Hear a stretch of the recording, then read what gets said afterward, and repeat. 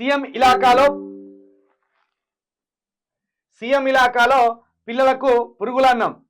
కొమ్మూరు స్కూల్లోని బియ్యానికి తూట్లు. ఇంటికెళ్లి భోజనం చేస్తున్న విద్యార్థులు. సీఎం రేవంత్ రెడ్డి సొంత నియోజకవర్గంలోని ప్రభుత్వ స్కూల్లో పురుగుల అన్నమే పరమాన్నంగా మారింది. రాష్ట్రంలో ఏదో ఒక ప్రాంతంలో రోజుకో సంఘటన జరుగుతున్న సర్కార్లో మాత్రం చలనం రావడం లేదు.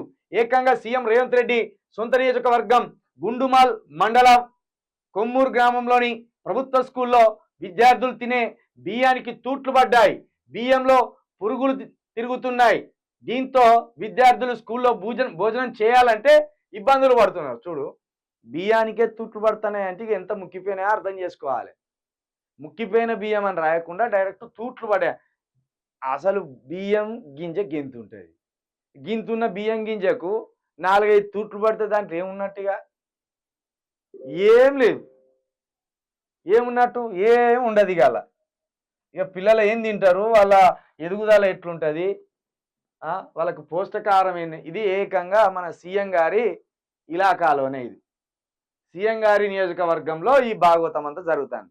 అసలు రాష్ట్రంలో అంతటి ఇట్లనే ఉన్నది. అట్లనే రేవంత్ రెడ్డి గారి సొంత నియోజకవర్గంలో కూడా ఉన్నది. రేవంత్ రెడ్డి గారు నువ్వేదో చక్కదనం చేస్తారు ఈ తెలంగాణ అంట అనుకుంటే అంతకంత అద్మానమే చేస్తాను, కానీ ఏమాత్రం ముందరపడే పని అయితే చేస్తలేరు మీరు. నీ నియోజకవర్గానికి మీరు ఎమ్మెల్యే, ఈ రాష్ట్రానికి ముఖ్యమంత్రి, ఈ రాష్ట్రానికి హోంమంత్రి, ఈ రాష్ట్రానికి విద్యాశాఖ మంత్రి మీరే, ఈ రాష్ట్రానికి మున్సిపల్ శాఖ మంత్రి మీరే. ఈ మున్సిపల్ శాఖకు మీరు బాధ్యులుగా ఉన్న మీ శాఖలో 11,000 కుంభకోట్ల కుంభకోణం అక్కడ జరిగిందని ఆరోపణలు వస్తున్నాయి.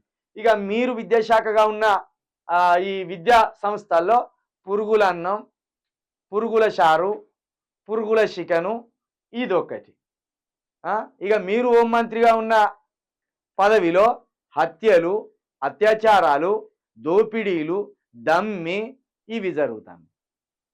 అంటే మీరు 4 పదవులు మీ చేతుల్లో ఉన్న ఈ 4 శాఖల్లో కూడా భారీ అవినీతి, భారీ కుంభకోణాలు, ఇట్లా చేతగాంతనం.